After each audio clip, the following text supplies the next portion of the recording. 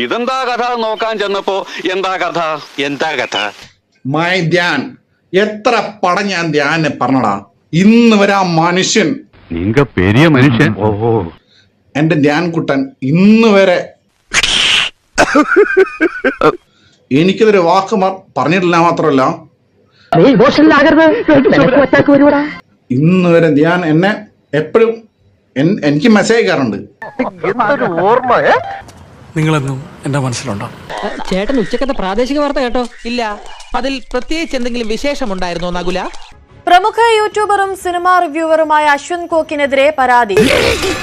ചക്കിന് വെച്ചത് കൊക്കിനാ കൊണ്ടത്. ഒരു നല്ല ഫ്രണ്ടല്ല, നിനക്ക് ആത്മാർത്ഥതയില്ല. സീക്രട്ട് ഓഫ് കലിംഗ എന്ന സിനിമയുടെ നിർമ്മാതാക്കളാണ് തൃശൂർ വരന്തരപ്പള്ളി പോലീസ് സ്റ്റേഷനിൽ പരാതി നൽകിയിരിക്കുന്നത്. അയാൾ എന്നെ തല്ലിയപ്പോ നീ ഒരു ചെറുവിരൽ അനക്കിയോ? സിനിമയെയും അതിൽ അഭിനയിച്ച സ്ത്രീ താരങ്ങളെയും അശ്വന്ത് കോക്ക് വ്യക്തിപരമായി അധിക്ഷേപിച്ചെന്നാണ് നിർമ്മാതാക്കളുടെ പ്രധാന ആരോപണം.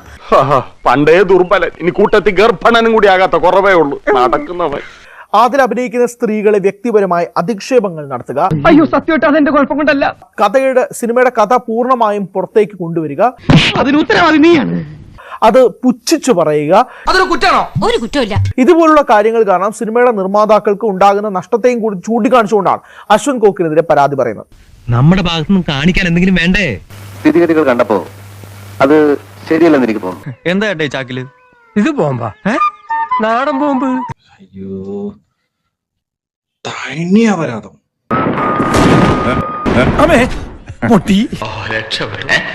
അല്ല രക്ഷപ്പെട്ടല്ലോ, ചാവാതെ രക്ഷപ്പെട്ടല്ലോ എന്ന് പറയായിരുന്നു. ആരിപ്പോ കാണിക്കുന്നു എനിക്ക് തോന്നുന്നില്ല മലയാള സിനിമയിലായി കഴിഞ്ഞാലൊക്കെ അങ്ങനത്തെ ഒരു സീന്. ഇതൊക്കെ കാണിച്ചിട്ട് ഇവര് എന്താ എനിക്കറിയില്ല, ഇങ്ങനെയൊക്കെ സിനിമ എടുത്തിട്ട് ഇറക്കി വിടോ.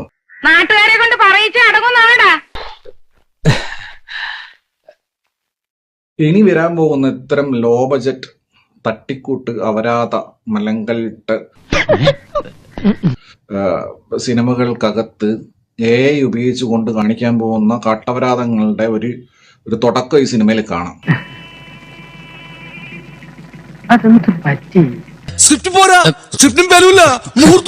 ഈ സിനിമ ഞാൻ കണ്ടതാണ്. ഇതൊരു ലോക ഗംഭീരമായ സിനിമയൊന്നുമല്ല. Very good. ഇങ്ങനെ തുറന്നു പറയുന്നവരാണ് എനിക്ക് കൂടുതൽ ഇഷ്ടം. ഇത് എനിക്ക് വളരെ ബിലോ ആവറേജും വളരെ ലോ ക്വാളിറ്റി സിനിമയായിട്ടാണ് എനിക്ക് ഫീൽ ചെയ്തിട്ടുള്ളത്. നീ അവനിട്ട് പണിഞ്ഞിട്ട് എനിക്കിട്ട് കേട്ടരുത്.